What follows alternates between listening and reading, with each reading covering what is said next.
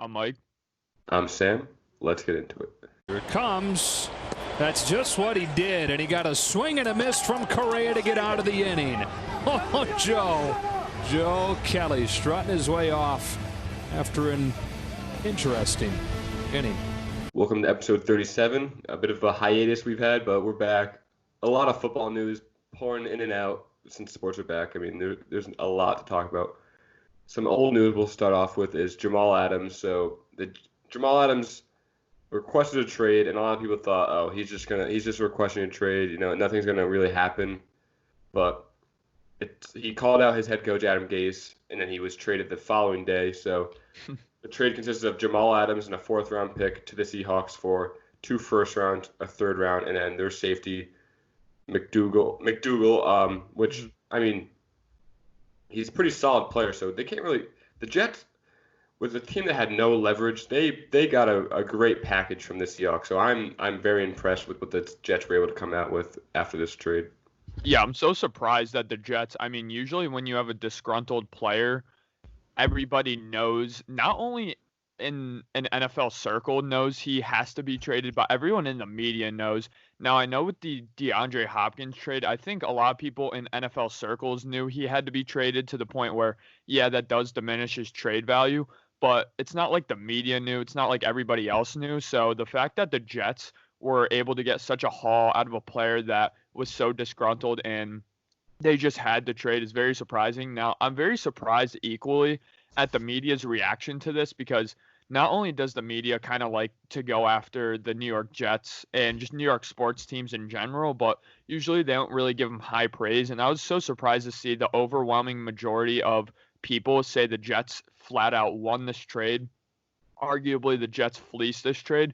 And I'd just like to kind of warn everybody. I think initially when I saw this trade, I was like, wow, the Jets won this trade. But there's a lot of aspects to this where I start looking into it deeper and deeper, and my opinion kind of gets swayed towards the Seahawks even winning this trade, because not only did they get arguably the best safety in the league, but they're not going to end up ever getting a caliber of that player with the draft pick they have. I know their average draft pick in the 2010s is around 22.5 or somewhere around there. So they're most likely not going to get a player of Jamal Adams' caliber with one of those picks.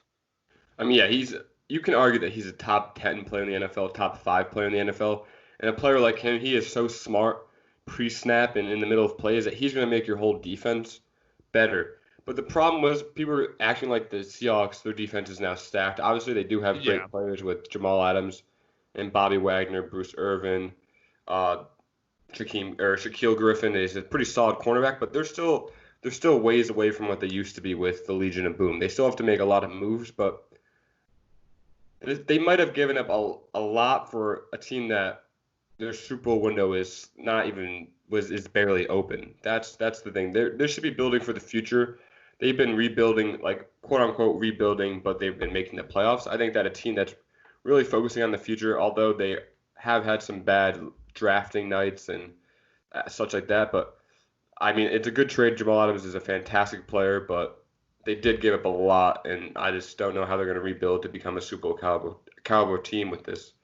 Yeah, and bringing up that point, I think the Seahawks don't have that many great defensive personnel, that many great defensive players at this point. So definitely getting a Jamal Adams above a safety who still was very good, still was above average, I do think it's important. I think the regression of Bobby Wagner hasn't been talked about at all. Now, I know Bobby Wagner is still a great player, but he's still, at this point in his career, last year watching him, he's not that solidified best middle linebacker in the league that he was really for years, along with Luke Kuechly. I think they were in a class of their own. And at this point in Bobby Wagner's career, I do think he took a noticeable step back last year in his play, but I'm going to read you off some names, and it really is telling to why I think the Seahawks ultimately won this trade if they're able to have deep playoff success to a Super Bowl run. And these players are Jordan Brooks, LJ Collier, Rashad Penny,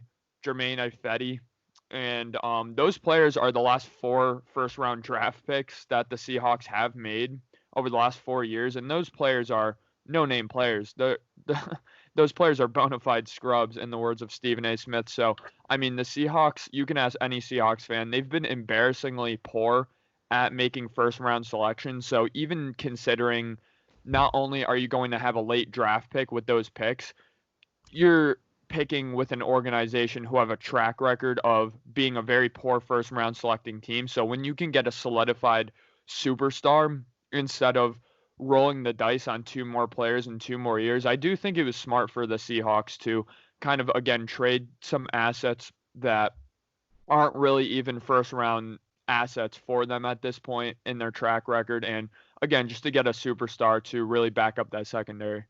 Yeah, and you look at Rashad Penny, he's been injured a lot, but I mean, he's been beat out by Chris Carson, who was a 7th round pick. The Seahawks have a lot more success in late round draft picks with Russell Wilson, the 3rd round. Then they're really successful in getting those late round gems instead of having first round success, which a lot of team, I mean, first round you usually know that you're going to get a star. I mean, there are some busts, but they do struggle at that for some reason, whatever reason it is. But trading those 2 first overall picks, they're not going to get a player like Jamal Adams caliber, so it is helpful for them to kind of be a playoff team at some point the next couple of years. Yeah, certainly not. Now, I think it's just a smart move for the Jets because Jamal Adams' timeline in terms of his salary just does not match up with the Jets' timeline and being successful. The Jets are still a couple years away from being a legitimate, really good playoff caliber team. Now, I did think going into last year, they were a playoff caliber team. I thought they can hover around that 8-8 position. Now, obviously, Sam Darnold went down with mono, but another aspect of this trade I'm really looking at and saying these are first round picks, quote unquote, but they're not as valuable as the normal first round pick because we're looking at the 2021 draft. It's going to be a crapshoot. We're arguably going to have a draft that isn't going to have a college football season before it. So if the 2021 draft, again, is based on the evaluation of the 2019 college football season, I mean, you're going to be picking players that you have no idea if they're actually first-round talents, and you're going to be picking guys really late in the draft that arguably are first-round talents. So, again, the 2021 draft is a draft where I don't really want draft capital. I'm not comfortable with having multiple first-round picks because I don't know if these players are good. So if I was an organization right now, I'd be scrambling to trade my 2021 first-round pick if I thought 2 things. A, I'm going to be a successful football team next year, and B, the college football season isn't going to play out. So again, I mean, we saw Joe Burrow. He was going to be a 7th round pick, a 5th to 7th round talent coming off his 2018 season. Again, if COVID happened 1 year earlier, some random team, arguably a team like the Patriots, would have just picked up Joe Burrow in the 5th round and gotten a gem. And that's what could happen next year, surely. And the opposite effect could happen. Somebody could have one fluky good season and then really just drop off. A guy like Deshaun Kaiser, I know, coming from Notre Dame, if he went 1 year early than he went, he would have been arguably a top 5 pick, and he ended up getting picked in the 2nd round, kind of thrust into that Brown situation, never really worked out. So, I mean, again, I don't think those draft picks that the Jets got are too valuable. I think they're deceivingly valuable. Yeah, and then, Jets, the classic saying of Jets gonna jet, they're not the smartest organization, so they probably keep those 2 first-round picks and then get 2 busted players. But speaking of this trade, obviously big news after the trade is Jamal Adams and Le'Veon Bell kind of going at each other over Twitter because Jamal Adams obviously called out Adam Gase and left, and Le'Veon Bell for some reason was like, how are you going to do all this hooting and hollering and just leave? I mean, obviously, if you hate the coach, you're going to want to leave. You don't want to play for him. I don't really understand Le'Veon Bell's side of the story. I'm more with Jamal Adams on this, but I'm curious to hear your thoughts on this. No, I understand Le'Veon Bell, and I feel for him because I think his main reason with Jamal Adams requesting a trade and really causing a rift in the locker room even before his trade was that Le'Veon Bell was kind of making the point that, dude, you recruited me here. Like, you were the number 1 guy that recruited me to come here. You were hyping the Jets up, saying we're a young, up-and-coming team. Dude, if you come, you're one of the last pieces we're going to need. We're going to be really successful. I'm going to stick it out for your entirety of your contract. I'm going to sign a new contract. And then for him to just spend one season with Le'Veon Bell and dip when Le'Veon Bell is still there, coming from free agency, one of the only free agents the Jets have gotten over the past couple of years. I think that's where his kind of hurt feelings come from more than anything else, which I certainly do understand and kind of feel for him. Yeah, I mean, athletes often go back on the words. I mean, Anthony Davis said he was going to be a Pelican for life, and then the next season he requested a trade, or was that? It might have been even the same season he requested a trade and sat out the rest of the year. But yeah, I mean, it's hard to agree with both players. I mean, they're making millions of dollars, so you kind of scratch your head at who you agree with or not. I mean, Adam Gase, he's not very good head coach at this point. I mean, the Jets should consider making some changes in the offseason after this year. I mean, depending on what their production level is. But, yeah, I mean, football is going to be very interesting this year because, obviously, NFL news, players are opting out left and right. Some notable names are Damian Williams, Nate Solder. The Patriots have 6 players, including Dante Hightower and Patrick Chung, who were kind of their veteran leaders on that defensive side. So, I mean, I'm curious to see how many more players are going to opt out in the future, all the way towards week 1, and even after week 1, maybe mid-season they start opting out. But what do you think is going to happen to this football season thus far after hearing all this news? Yeah, it's huge. Another significant player to just drop out today, actually, was Damian Williams, the Super Bowl MVP snub, in my opinion, the running back for Kansas Super Bowl City. MVP. I agree with you. Yeah, I mean, Clyde Edwards-Helaire, I mean, he's really going to step into that role. I thought he was like kind of a low-key fantasy pick, but now he's not going to be low-key at all. People are really going to be targeting him in the really early rounds of fantasy drafts, in my opinion. And for guys like Damian Williams, I mean, this is the first thing I thought of when I heard some of these news. Like, it's really risky. Some of these guys are on one-year contracts, prove-it-year contracts, and they opted out of the season. I think it's going to be really hard for Damian Williams to get signed by the Kansas City Chiefs going into next year because of his opt-out. But, I mean, I think it's really interesting. Again, players have until August 3rd to drop out. I heard rumors that at least a dozen more Patriots players were going to end up dropping out. I know the McCourty twins are actually really debating whether to play, which that would be a significant blow to the season as well. I mean, I really don't think this is a good look for the NFL. Now, I don't think because of all these players dropping out now, I do anticipate more players dropping out again, but I don't think this will cause the season to end. But I think it will take a couple outbreaks in a couple teams pretty close to week 1 for the NFL season to either get delayed or just canceled altogether. And I really don't think the NFL season is looking good at this point. Yeah, I think the football players are looking at the MLB, since MLB is not doing the bubble, and they're seeing kind of how a whole team was taken out in the Marlins, that these football players are like, we're hitting each other for 60 minutes a game. We're all over the other team. It's like there's no separation. There's no social distancing. So they're just very uncertain for the future. I mean, there was a player on the Chiefs. I don't know his name. He was an offensive lineman who has he's a doctor, and he was talking about how this is just not a safe season. And someone like Marquise Goodwin, who just got traded to the Eagles, is opting out because obviously he lost a child earlier in his career, and he just had a new child. So he's like, I want to spend time with this kid. I don't want to waste my time playing football this season when there's so much uncertainty. So, I mean, football is in a very tough position, and Roger Goodell he kind of dropped the ball a little bit because they didn't really have any safety protocols in place till last week, really, and so many players are speaking out already. Yeah, it's going to absolutely decimate some teams' offseason. Some teams, I mean, look at the Packers. They only made one offseason move, really, and that was to sign their wide receiver, Devin Funchess, to a contract. And Devin Funchess already dropped out. So looking at that Packers receiving core, I mean, they're back to square one. They're back to Devontae Adams and the band of misfits. So, I mean, it's going to be really interesting to see. Again, I mean, with the Eagles, that's a wide receiving core. You can't afford to lose one guy, and they already lost that one guy for a very just reason. I know he went on, I think it was Instagram Live, and kind of showed his baby to the camera and was like, this is why I'm not playing. And I definitely respect that. I know there's like a low risk reward, which is I think 150K, and then a high risk like opt out, which is like 300K, which I mean, somebody made a really good point. I think it was Peter King, where if you're on the Patriots and you're looking at a season where you're gonna go 7-9, 8-8, 9-7, you're not gonna make a Super Bowl run, and you can just kind of take no risk and pocket 150K to a season where you're not even going to win the Super Bowl anyway. You're not even going to make a deep playoff run anyway. Why not do that? Why not just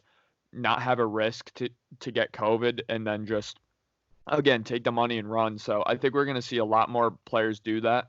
And as players kind of transition into their buildings today, I know yesterday and the day before, they're going to see how safe they feel. And if they feel unsafe, I think we're going to see a lot of players opt out. Yeah, I think it's hilarious how people are like, bro, Bill Belichick's up to something. He's telling all his players to opt out so they can get Trevor Lawrence. I don't know if that's the case. But yeah, I think you're right. I mean, the players just know that the Patriots players know that this is not going to be a very successful season. So they've been winning for so long. So why just sit out 1 year and then go back at it next year? But yeah, I mean, the facilities are open, like you said. I mean, I saw on the Colts Instagram, Philip Rivers was throwing the ball around. Michael Pittman was in the facility. We even saw Tua walking into the facility. I think he was cleared by the Dolphins medical team. So who knows what Tua's his status is going to be at the beginning of the year? And I mean, there's a lot of news busting out of the football world quickly, and people are trying to talk about it quickly too. Yeah, it sucks. I know kind of reports came out of Chargers camp that I know everybody thought Tyrod Taylor would start the season anyway, but it was just kind of confirmed by their head coach, like no way Justin Herbert plays this season at the very beginning, at the very least, just because there's no way to replicate those physical reps with your teammates, with the team, in the playbook, in the system. So, I mean, we're going to even see like a delayed start to Tua's season, the Justin Herbert season. And I feel really bad for Joe Burrow because I think he's probably going to arguably have a very rough start to the season. Yeah, I think it'll be really helpful for someone like Justin Herbert, but yeah, I think Joe Burrow is going to get beat up. He's going to throw a lot of interceptions. He's just going to have a really rough season, which I think that's going to turn a lot of people away from Joe Burrow very quickly, which I don't think is very fair because I think Joe Burrow is going to be successful in the NFL. I think he's going to go like the Peyton route, which Peyton had a really rough couple of years. But yeah, Joe Burrow, I think he's going to have a very, very bad season.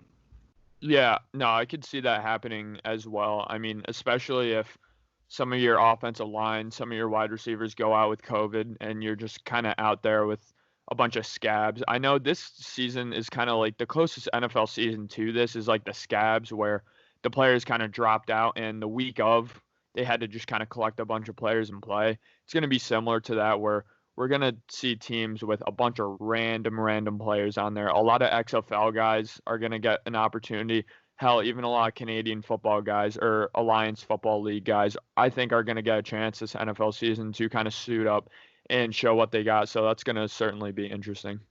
Yep. I mean, all sporting eyes are on the football world right now. But moving on to the MLB. So obviously they came back opening day a couple days ago, and then I mean the biggest news out of the baseball world right now is not even highlights or anything. It's just Corona. Honestly, the Marlins and then Joe Kelly throwing at Joe Kelly fiasco with the Astros. But first, let's talk about the Miami Marlins.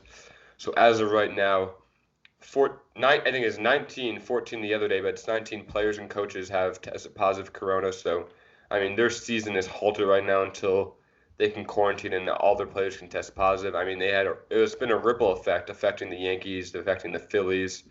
I mean, I don't know how if another team gets affected like the Marlins, is baseball going to shut down? I mean, just after a week of games, baseball was pretty much on the brink of shutting down once again. Yeah, I just don't see how sports could legitimately work for months on end, which the NFL season is going to attempt to do.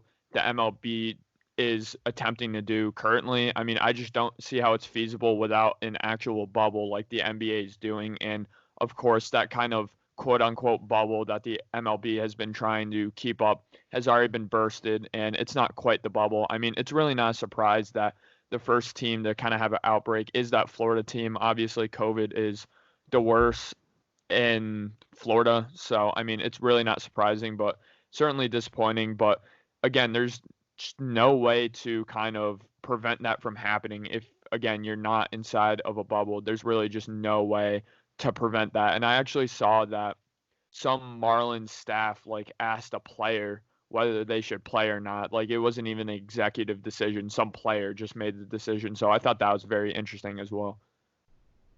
Yeah, I mean, if you're not in the bubble, the MLB I think they're traveling way too much. I mean, teams, they're going on planes, even if they're driving, they're coming across other people. It's just not a closed location where they can test everybody regularly. I mean, they probably are testing people regularly, but if you like the NBA and the NHL, they're in the same hotels or in the same facilities. There's no surprise that each time the NBA and NHL has tested their players, there's been 0 positive tests the past couple of rounds of testing because the bubble is clearly working, which I think a lot of people thought it was going to fail, but it's working, which I'm very happy to see. But MLB, yeah, I think they need a bubble to be successful. I know, like a city like New York, which they have the Yankees and the Mets, I'm sure they have some minor league parks scattered around.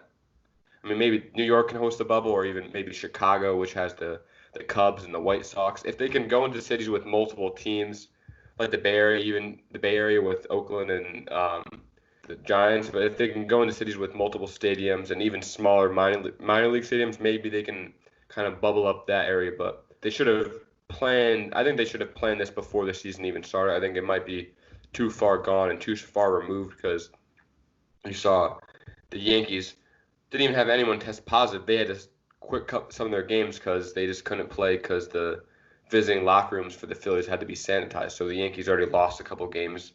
It said the games will be postponed, but I'm sure that they probably won't even play those and base the playoffs off winning percentage rather than record. Yeah, I was just about to say that. I think it's too little too late for the MLB. But for the NFL, honestly, at this point, I think they should just cut their losses and delay the season until like December or somewhere around there. Kind of have maybe a divisional bubble at the very least, kind of maybe group together NFC West and AFC West inside of a big bubble and et cetera, et cetera. But I saw a development coming out of the MLB world kind of leaking into the NFL world too, in lieu of this like Marlins outbreak of the MLB and NFL again are kind of teetering on the idea of having same day travel. And I kind of want to get your thoughts on that. So basically, let's say that, for example, the Patriots are playing the Giants the day of the game, even if it's a 1 o'clock game, they're going to have to hop on the bus at 10 o'clock in the morning and kind of be at the stadium and be ready by kickoff. What do you think about that? I think that just puts like a lot of stress on a lot of people because you saw, I think it was last year, the Chiefs versus the Patriots. Someone on the Chiefs organization forgot a couple bags of equipment and they had to race it down, and that game almost got delayed. So if they have to travel the same day and they forget one bag, I mean that game's done with. There's no one. They're not going to be able to get the right equipment if they forget a bag. I mean that just puts in a lot of factors, and it might just affect a lot of games if they have to travel the same day. And would it be after the game too they would have to travel, or just before the games? Just before the games, I believe. But I mean, it's just so much stress on the players. No player's going to want to have to like wake up at 5 o'clock in the morning and report to the stadium at 10 to load all the buses up. It's just, I don't think it's very feasible, especially considering you have a team like the Seattle Seahawks, for example. I believe they have 5 East Coast games this year, or 5 games along the East Coast around that area. So, I mean, for them, obviously, it's going to be literally impossible for them to do same day travel or even before the game, like day before the game travel. I mean, with the jet lag and all that, that's going to add like a competitive advantage that certainly the NFL and the MLB won't want either.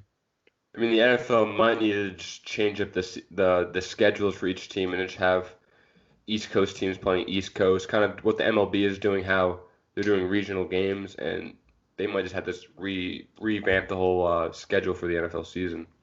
Yeah, again, I mean, this just highlights how impressed I am, and I think the entire sports world is with the NBA, because I know it's very different where they were in the middle of the season and then they had to shut down, comparing to the MLB and the NFL where they weren't in the middle of a season, they're trying to start their season up. So it's a little bit different in that aspect. I think that NBA rather kind of had more time to kind of think upon it and kind of had more of a timeline, but still kind of disappointing to see the MLB and NFL kind of just rush to jumping the play when obviously the MLB doesn't have it under control, and I'm sure the NFL doesn't either. Yeah, I think, because which NHL and NBA, they just have smaller roster sizes, so it's kind of easier for facilities. But like NFL has 53 men rosters, Yeah. MLB has 30, I think. So there's a little too many players to be able to kind of put in a smaller bubble. I think it would have to be like a city-wide bubble. I mean, Yeah. for the NHL, they have they have one conference in Toronto and then the other conference in Edmonton, so they're bubbling off whole cities. So I don't know what I don't think it would be possible for an NFL to do a bubble. I think it's just too many people to have a successful one, at least. Yeah, I mean, looking at the NFL, you have a coach for every single position group. You have so many more trainers. You have so many more equipment managers. You just have so many people that are part of an NFL organization and staff. You have the GMs, you have the owners. You just have so many aspects where in the NBA, you just have a limited amount of trainers. Again, 15-men rosters, only, 3 coaches maybe. So, I mean, the NBA, it's just obviously in terms of numbers. And again, they didn't have to bring their entire league into the bubble. They only had to bring, 20 or so teams. I believe, 22 teams exactly. Yeah. So, I mean, it's just much easier for the NBA, but NBA definitely came more prepared. Yeah. On a lighter note for MLB, Joe Kelly, I think America's favorite pitcher now, suspended 8 games, which is the equivalent of 22 games in a 162 season.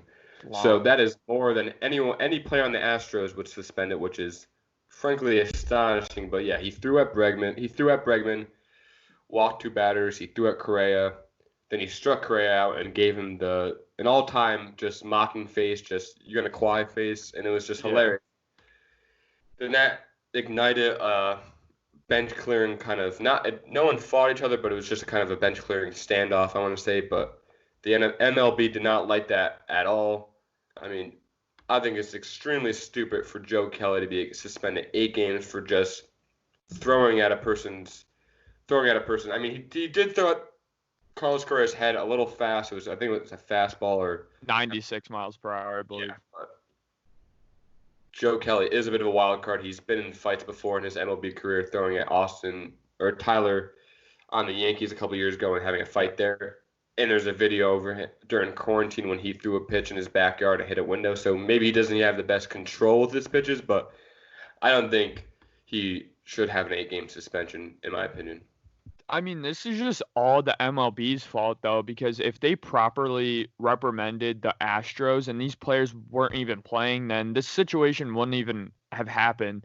I think it's just a case of MLB players and the MLB community kind of taking justice and matter into their own hands because, quite honestly, the MLB isn't going to do what the MLB players want them to do, which is punish the Astros pretty severely and make it so these players wouldn't even be playing in these games. Jose Altuve and Correa wouldn't even get the opportunity to be thrown at because they wouldn't even be playing, and they shouldn't be playing, quite honestly, in the minds of a lot of MLB players I know have come out and said that. So, again, it's all the MLB's fault. They can't complain about Astros players being thrown at because it's their fault for not punishing them properly. I think it's not only kind of a rebellion against the Astros players, which it certainly is, but it's also kind of a rebellion, in my opinion, against the MLB's ruling with this entire kind of cheating scandal. Yeah, I think the MLB is just trying to really just set an example of Joe Kelly saying, like, if this happened, if anyone else does this, you're going to get suspended even more. I mean, Joe Kelly, he doesn't seem like the friendliest guy. I mean, just looking at his Instagram, he had some weird stuff. He posted a picture of him holding his kids and then photoshopped, I think, Altuve's face, Bregman's face. So he's a little bit of a wild card guy, but the MLB is really trying to set an example for him. I mean, yeah, it's just if someone else doesn't, I'm sure they'll get even more games after this. I mean, also, part of the reason they probably suspended him so much is because of the bench clearing brawl. I mean, they don't want their players being in that close proximity with corruption going on and stuff, but yeah. Yeah, no, that's true. I mean, I love just a little last tidbit from that game. I think the announcer, I know Altuve struck out looking at a fastball, and the announcer said something along the lines of, well, it's harder to guess than it is to know. And I just love that. I just love how everybody in the MLB community is kind of coming together and hating on the Astros, as we should. Yeah, I mean, and then looking at the Astros, I mean, they're not playing that great this year. So you start to wonder. I think they're 3-2. I mean, I know it's early, but they're not playing that great. So people start to wonder, are they really not a great team? I mean, looking at the batting averages, Jose Altuve is sub 200 batting average, Alex Bregman sub 200, George Springer's sub 100 batting average, and he was the MVP of one of their championships. So they're not playing very great at all this year, which is pretty surprising because they were so dominant the last couple of years. No, it is very surprising. Now, I think without cheating, I think they still would have been a very successful team, a playoff caliber team, but you can definitely make the case and argument that they wouldn't be, in the World Series, a bona fide World Series championship team each and every single year, certainly. Yeah, I think it's another funny point is that I think the Dodgers swept them in that series, the past series that they just played. So the team that they beat in the World Series just swept them in the last season and kind of made a mockery out of them. Yeah, certainly very interesting. But moving on to our last topic, the NBA games. We're going to kind of record this now and put our reactions in later, so We'll see you in a little bit. All right, we're back after watching the two NBA games, the Pelicans versus the Jazz, and then the Lakers versus the Clippers in the nightcap. And we're just going to go into our reactions right from the game as they happen. So without further ado, let's get into the Jazz-Pelicans game. So obviously the Jazz get the victory here.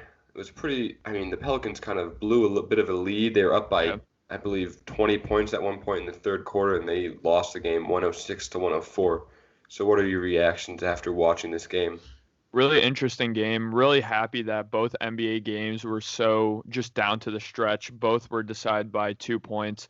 My initial reactions from not only this Jazz-Pelicans game, but both games were, even though they were both over 100 points in terms of scoring, they both seemed like more defensive-oriented games. The defense was definitely there, but the offense was definitely lagging behind a little bit.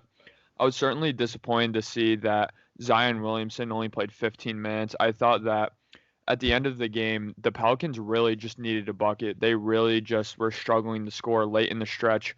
Brandon Ingram and company were really just settling for long, contested two-point jumpers. And at that point, I just said and thought to myself, what would be the difference if Zion Williamson played 18 minutes compared to 15 minutes? Because he's a guy that he shot 6 from 8 from the field, and he was just playing great all game, really, when he was in. And he shot such a high field goal percentage this year at the point where if you give him the ball in the post and he gets a quick score for you, that's going to be the deciding factor to a game where they're 3.5 games behind the Grizzlies, and they really need to win this game. And every single game from this Pelicans game is going to be a must-win game, in my opinion.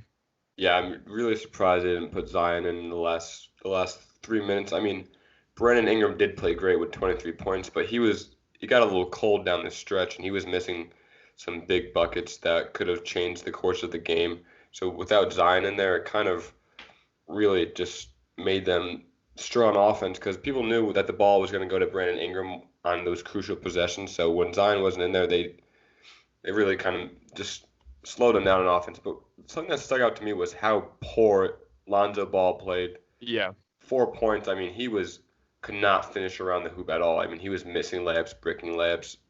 Shooting is understandable because his shooting has been streaky since he's been in the NBA. I mean, he has tweaked his shot a little bit to become a better spot-up shooter, but I mean, he was not able to finish around the rim at all, and it was sad to watch for a player that I enjoyed watching since he was at UCLA. Certainly, and that's what I really have thought about Lonzo Ball's game since he's entered the NBA. Having a shot is great in the NBA, and having a three-point shot is very important. But at the end of the day, if you're a pass-first point guard, being able to finish around the rim and being able to shoot that free throw is much more important than being able to shoot, because shooting at this point is really kind of, for Lonzo Ball, an off-ball skill. He likes to hone in, but he's an on-ball player. He's going to have the ball in his hand. So it would be much more complementary to his game if he had a good game around the rim, if he had a good floater. And so many times you saw he cut and the defense really didn't crash in on him because A, he can't finish around the rim, he can't put up floaters efficiently, and B, he's not a good free throw shooter. So I really think Lonzo Ball should go in the gym and work on his around the rim game more than his shooting game, because that would certainly complement his pass first style more than shooting would. Yeah, and it's so shocking because you look at his UCLA like kind of stats and just highlight reel. He was great at shooting. He was, I mean, one of those.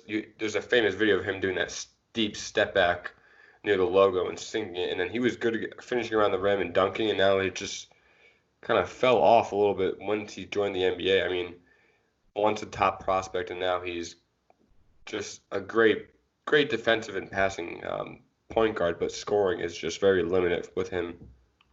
Yeah, I guess it's a positive that it's not a confidence thing with him because, again, I mean, he put up 11 shots or so, and he was missing virtually every single one. So that's good when you got a guy like Ben Simmons, you got a guy like Markelle Fultz. Seems to be more of a mental aspect of their game more than anything else, and I don't think that's the case with Lonzo Ball.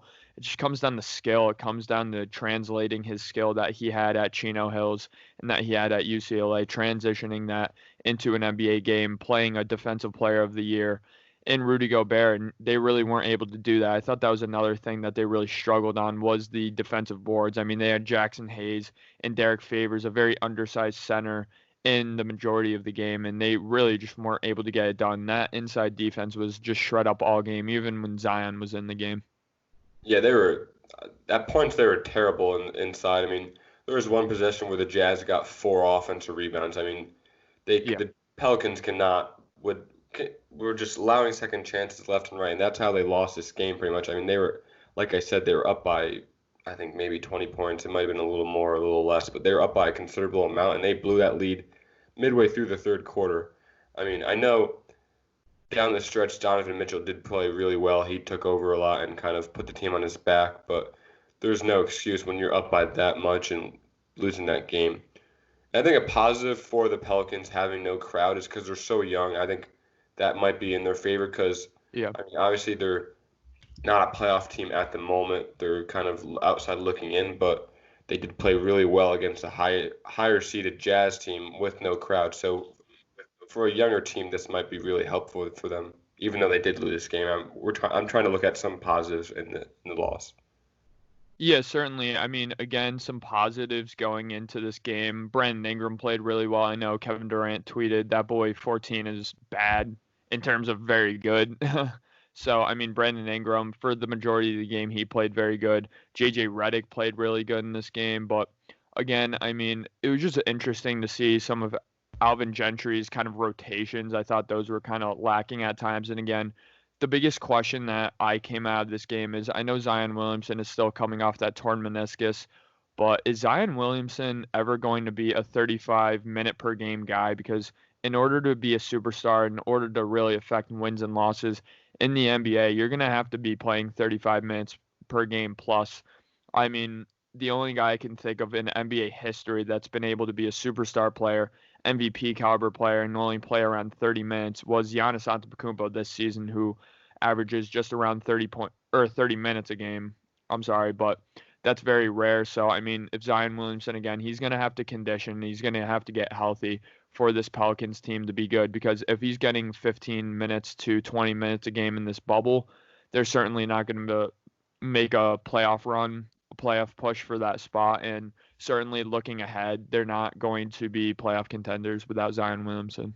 Yeah, I mean, he really is. I mean, looking at their record, looking at how well their points per game, they were like number one before the game. They were showing the stats when he was in the lineup, and they were like first or second or third in most notable categories for scoring in all offensive categories. But yeah, when Zion was in, he only played 15 minutes, but he did score 13 points, and he was, I mean, pretty much automatic around the rim. He could not be stopped when he was going up to the rim. So it just shows how good he is and how effective he is if he is in the lineup for these Pelicans. I mean, they look like a different team when he's on the court.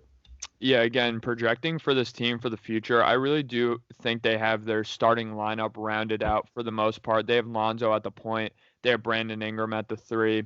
They have, they have Brandon Ingram at the 3. They have Zion at the 4. They really just need two things, maybe a really good shooter alongside those guys to play the 2. I mean, they do already have J.J. Redick in that fashion.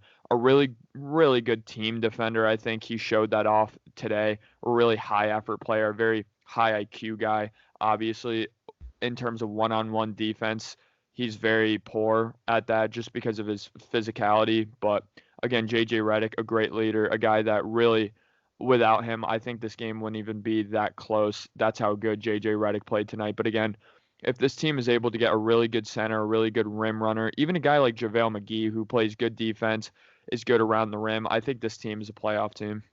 Yeah, J.J. Redick was definitely the spark plug for this Pelicans team. I mean, I think it was the second quarter, maybe the late first quarter, but he was like the only one on the Pelicans who was scoring. I mean, he had that sweet behind the back or fake behind the back pass, and they came out, got a steal, and then went, and he was just attacking the rim for someone his size, which is really impressive, and he was shooting the ball well. But also, we talked about how not Zion, Lonzo played poor. Jackson Hayes played poor too. Yeah. 20 minutes, only 3 points. I mean, he had 7 rebounds, which is pretty good, but someone his size, he just looked lost in the court. He was kind of getting pushed around a lot. I saw him on the ground a lot of the time. He was just not really a presence. I mean, Rudy Gobert was having his way on the offensive side of the offensive glass. I mean, when Rudy Gobert went up for the rebound, he would get kind of breathed on and he would miss the layup, which is Rudy Gobert kind of rubbed me the wrong way after watching this game, but he was dominating the glass at some points because Jackson Hayes just did not step up. Yeah, certainly. I mean, Jackson Hayes, I don't really see the upside for Jackson Hayes. I mean, I think at best he can be a really good rotational player, a backup center on your team, but certainly, I mean, just doesn't seem physical enough, doesn't have that mental aspect of the game, just the kind of aggressiveness to be a really good starting center in this league, just to be a really good rim protector. And that's really what they need is just that defense down low. But kind of looking at this Jazz team, I think they're really going to be a headache for whatever team they're going to play in the first round. I would not be surprised to see them advance into the second round. I mean, we've seen them over the past few years match up against teams like the Rockets, decently match up against a team like the Thunder very well. But again, if you have 3 guys who are going to get 20 points for you, obviously you have Jordan Clarkson, Mike Conley, and Donovan Mitchell. Even if you can get Rudy Gobert, he only had 14 points tonight, but they kind of got him involved offensively late. I know he scored the first buckets back, but again, if Rudy Gobert could get about 18 for you a night, this team's going to be very dangerous because they're just a well-rounded team. They play together, and honestly, again, if you can get Joe Ingles, they had a very bad shooting night, but if you can shoot better, this team's going to be pretty good. Yeah, I mean, they had 6 players in double digits, which is really, really good to see if you're a Jazz fan. And then, I mean, I think they outplayed the Pelicans kind of in every facet of the game besides shooting. They at some points there was just a lid on the rim. They couldn't make anything, but I think they were just out. They were playing better defense. They were out rebounding the Pelicans. The Pelicans just were able to put the ball in the hoop, and the Jazz weren't at some points during the game. But when it came down to the crunch time, the Pelicans crumbled and the Jazz stepped up. And obviously their leader, Donovan Mitchell, the young leader, third-year veteran, he was able to step up above his teammates and kind of take it away from everybody else and really take over.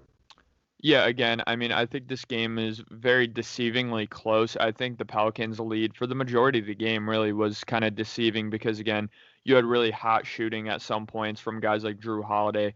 Guys like even Josh Hart and Etuan Moore played pretty good for them coming off the bench. But again, I mean, you're not going to have that type of performance from your bench players each and every night. So certainly those bigger name players for the Pelicans are going to need to step up. But Zion Williamson, again, my biggest takeaway of the game, he's just going to simply have to be on the court more and be more healthy.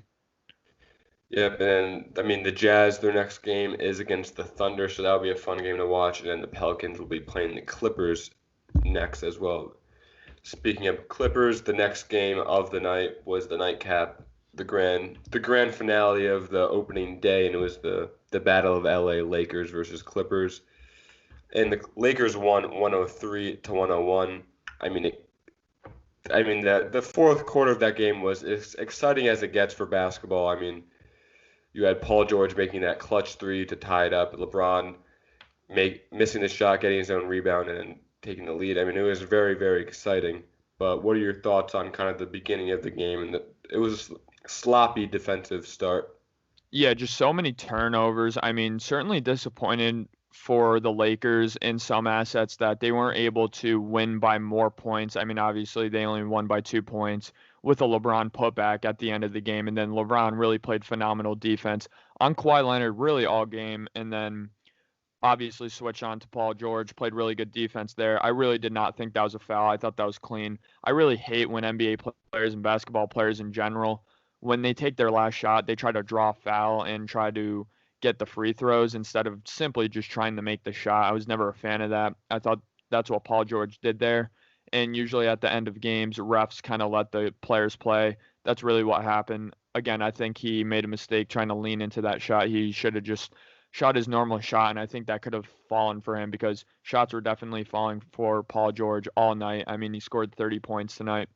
Another thing I kind of want to take away, I think people are going to kind of point to Montrezl Harrell and Lou Williams being out and saying, oh, this isn't an accurate representation of how this game's truly going to be played out. But to that, I would say, I mean, again, the same asset, I don't think you're going to get a 16-point game from LeBron every single time they're going to be playing. So, again, with a guy like Lou Williams and Montrezl Harrell, you're going to get that offense. But, again, you're going to get shots taken away from your two superstars, and you're going to get pretty subpar to below average defense from those two guys. So again, I thought tonight was a very good representation of how the series is ultimately going to play out. I mean, they're going to be 2-point games. They're going to be very tight down the stretch in every single game, in my opinion.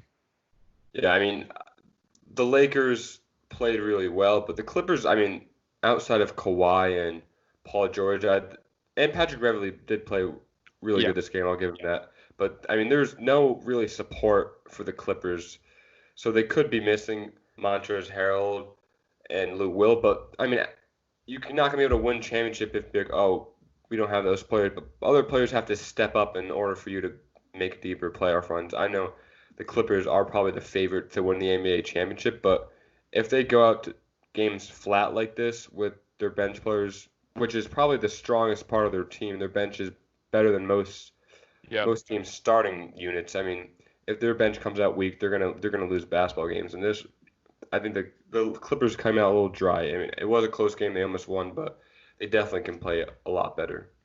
Yeah, I mean, again, for some of these kind of Clippers bench guys, I think they got kind of exposed here tonight, and I think they've been kind of low-key a little bit overrated the entire season. You got a guy like Marcus Morris where he played 20 minutes tonight, or actually 19 exactly, and he put up 0 points. I thought that when the Celtics let him walk a couple years ago, it was kind of addition by subtraction where he just took away a lot of shots from players that should have been shooting the ball instead of him. He's a bit of a ball stopper, and he's just a bit of a shot chucker. I mean, obviously he had kind of the best season of his career this year with the Knicks, but again, I think that was kind of an example of good player, bad team. So, I mean, the Clippers bench is certainly going to have to pick it up because, I mean, again, your two best players combined for around 60 points, 58 points. So, again, if you get that from your best two players, certainly you should win the game, but that didn't happen here. But the biggest takeaway I have from this Lakers-Clippers game is Anthony Davis. I mean, LeBron James, you have two guys that could really just limit LeBron James on the offensive end. Now, again, I don't think he's going to be averaging 16 points a game, but if he gets his numbers, LeBron, it's going to be on less efficiency than we usually see LeBron get. So, again, to have Anthony Davis score 34 points, attempt around 18 free throws, I mean, that's absolutely huge. To me, that signifies that the Clippers simply do not have a big man to guard them, and having Montrezl Harrell on the court is even going to further that problem because he certainly cannot play defense on Anthony Davis. Yeah, I mean, Anthony Davis played outstanding. I thought at the beginning he was kind of settling for some shots. He was taking, I mean, he hit some bricks and stuff like that, but down the stretch, he was phenomenal. I mean, there was that, like a 4-minute stretch where he hit three-pointers and he drove to the rim too. I mean, he was, like we said, Donovan Mitchell took over with the Jazz, the Lakers star player with Anthony Davis took over for them and catapulted them to come close that or extend that gap over the Clippers and ultimately win this game. I mean, the Lakers were up by, I think, I want to say like 12 points at one point in this game. So they Yep. did choke a little bit, but luckily they were able to kind of keep the lead and win the game. Yeah, certainly. I mean, they went out to a 35-23 lead going into the first quarter. Then they ended up really just losing the second and third quarter pretty outright. And then, I mean, the fourth quarter, they outscored them by 3 points, and that was just enough, ending up winning by 2. But again, another huge takeaway I have for the Lakers is if their bench players play like this, if their role players play like this night in, night out, I mean, they're gonna win the NBA championship. They just are. I mean, if you have Kyle Kuzma playing really great defense, he's going to be good for one or two bad mistakes every single game on the offensive end. But he scored 16 points on pretty good efficiency. Again, you have Dion Waiters adding 11 points in there. Even Alex Caruso had 7 points. Danny Green, Contagious Caldwell-Pope had 6 each. JaVale McGee even had 6 points. Again, if you have these guys just contributing, knowing their role, knowing just where to be on the offensive court, just contributing to your superstars, playing off them well, I mean, this team's going to be nearly unstoppable because, again, Frank Vogel is just really good with his rotations, which they're really missing with Luke Walton last year, and they're just a really good defensive team. Yeah, we talked about how kind of the bench will be the make or break for these Lakers, and they showed up and they played well. But it was sad on a joking side. It was sad to see J.R. Smith only play 8 minutes and not really perform. Because I mean, in those not on the joking side. In serious note, J.R. Smith did play really well in those expedition games. I was very impressed on his performances. Yeah, I mean, if you have J.R. Smith playing major minutes like he did for the Cavs all those years, I mean, you're not gonna win a lot of games. Yeah, but I mean the bench for this Lakers team did really step up. We talked about time in and time after and how that was going to be the downfall because I mean outside of LeBron, who was going to handle the ball because Rondo's hurt, it was going to be Quinn Cook, Kyle Kuzma maybe taking the ball, which is going to be very scary, but they did step up. But I think what the Lakers' game plan for the majority of this playoff run is going to be Anthony Davis and LeBron on the court, or one has to be on the court kind of babysitting the rest of the unit. They're not going to leave these guys alone and kind of run wild. No, exactly. That's such a key for the Lakers going ahead. I mean, it's going to be how are you going to do without LeBron on the court? How are you going to do without Anthony Davis? And again, Frank Vogel, I mean, hats off to him. He has such good rotations to the point where you're not absent of a superstar whenever you're playing on the court for all 48 minutes. It doesn't even matter how much Anthony Davis and LeBron play together because they're going to play the beginning of the game together and they're going to play the end of the game together, and that's all that really matters. So if you can stagger their minutes such as them always being on the court, whether they're together or not on the court, I mean, that's just so important. And again, I think I was really impressed with LeBron James. Again, not playing too well, obviously. He had 7 assists, 11 rebounds, nothing really eye-popping. Always really good on the defensive side this year, really good with the defensive rotations, but to only play 34 minutes and for them to still win, I mean, that's just something refreshing where usually for a LeBron-led team, if LeBron puts up 17 points, you're going to lose by 30 points. But again, it was just really refreshing to see someone else step up on this Lakers team with Anthony Davis and just the entire bench unit just playing very well and together. Yeah, they just really good news for the Lakers. If LeBron has an off night and they're still able to win, I mean, that just shows that when LeBron's on, they're going to be even better. But like I said, the Clippers will be playing the Pelicans tomorrow or today as the time of this recording. So, do you think the Pelicans are going to come out hot and kind of put Zion in more, or do you think the Clippers are kind of going to be a little insulted after that loss and come out? Yeah, certainly. Yeah, I think, I mean, for this game, it was more psychological than anything. I think the Lakers pretty much solidified that first seed with this win tonight. But again, I think the Clippers are going to come out angry, and they're going to come out really just with a fire under them lit. I mean, Doc Rivers is going to have them playing very cohesively and well. And I do think, again, if Zion Williamson is only able to play 18 minutes in that game, 15 minutes in that game, again, I do think the Clippers are going to end up winning that game. And then at 8:30, the Lakers will playing the Raptors, which I think is going to be a very, very good game. I mean, that's going to be a big test for these Los Angeles Lakers because the Clippers, they had two great players, Paul George and Kawhi Leonard, and their bench didn't really show up, but the Raptors are kind of the quite opposite of that, and they're just a unit. They play as a unit. They play as a team. Pascal Siakam is a great player, kind of their best player, so how do you think the Lakers are going to come out with the momentum of this game against the Raptors? I'm going to predict the Raptors to win that game just because, again, the Lakers are coming off of this game. I think they're going to not play as well in that game, just their bench players, because they've proven to be a little bit inconsistent. I would like to see more consistency before I can say they're going to win back-to-back against a really good team, but just that the Raptors have really, really, really great defensive personnel to not only match up against Anthony Davis, but to match up against LeBron James too. You have Pascal Siakam, you have Serge Ibaka, you even have Marc Gasol, who's a very, very underrated defensive player throughout his entire career, including this season. So I'm going to predict the Raptors to win just because I think LeBron will do his thing. I think Anthony Davis will do his thing as well, but I think guys like Kyle Lowry, guys like Fred VanVleet coming off the bench, even guys like OG Anunoby are really going to be the difference in that game. Yeah, I think the Raptors are also going to win. I think it's going to be kind of a larger margin of victory. I can see kind of a 10-point win, maybe even 12.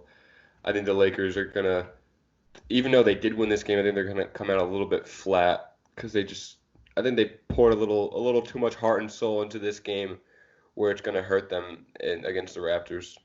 Yeah, again, I don't think it's a bad thing if they end up playing LeBron and AD only 30 minutes. They end up not staggering their minutes like they did tonight, but kind of seeing how they'll do when LeBron and Anthony Davis aren't on the court.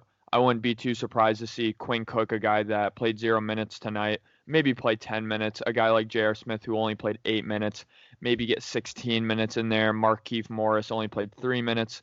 Again, I wouldn't be surprised if he played around 10 minutes in that game, trying to get some more of their rotational pieces kind of to get going and maybe give a bigger offensive role to a guy like Kyle Kuzma. Yeah, get J.R. the ball. We want to see J.R. Smith score.